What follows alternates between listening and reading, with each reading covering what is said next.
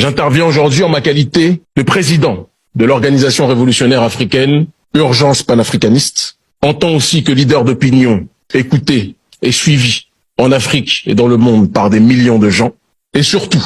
en tant qu'homme noir, allergique, profondément allergique à toute forme de colonialisme et de paternalisme. Mon discours sera différent de celui du président de la CEDEAO qui est actuellement présent à Moscou, différent aussi du président de l'époque de l'Union africaine Macky Sall, parce que mon discours sera franc. Seule la franchise peut permettre d'établir un partenariat rigoureux et solide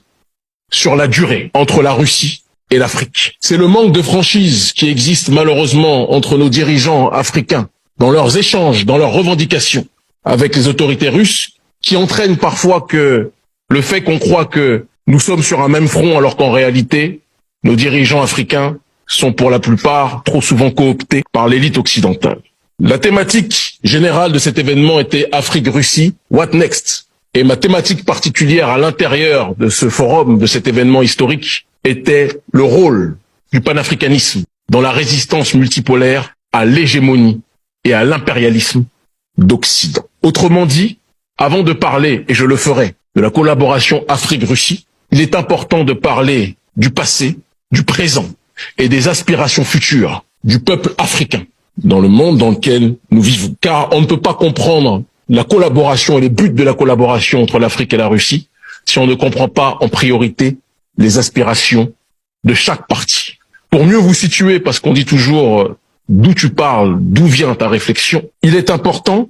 de préciser que je suis issu d'une région dans le monde, l'Afrique que l'on présente comme l'Afrique francophone, une région colonisée avec violence, arrogance, insolence, indécence par l'élite de France qui a exploité des millions d'Africains, qui exploite, qui pille de manière professionnelle et systématique nos ressources issues de nos sols. Cette même France, ou du moins cette même oligarchie de France, qui a détruit la Libye, qui a assassiné le colonel Kadhafi, alimentant, générant, structurant le terrorisme et la déstabilisation au Sahel. Cette même élite de France, je différencie l'élite de France, j'y reviendrai tout à l'heure, du peuple français qui subit lui aussi les dérives de son gouvernement. Cette même élite de France qui par la suite a l'arrogance de venir se présenter comme un pompier voulant éteindre le feu qu'ils ont pourtant allumé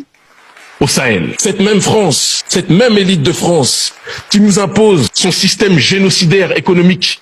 qu'est le franc CFA, qui avantage les entreprises françaises, les multinationales occidentales, mais empêche les populations africaines de commercer efficacement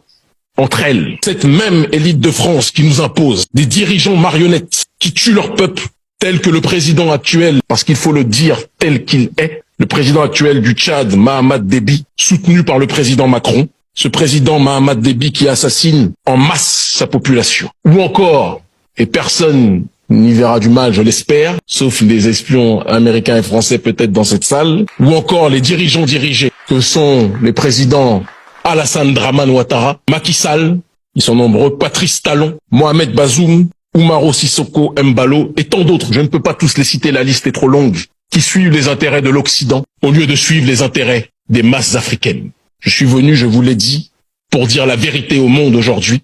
et c'est ce à quoi je vais m'employer. Je ne peux pas non plus passer sous silence, quand on parle d'Afrique, parler de sa diaspora, à travers Haïti, qui depuis la bataille de Vertières a été persécuté, a été isolé, a été humilié, a été asphyxié par l'élite occidentale et notamment, plus particulièrement, l'élite française et américaine qui aime voir notre peuple en bas dans cette région du monde. Je me présente donc en face de vous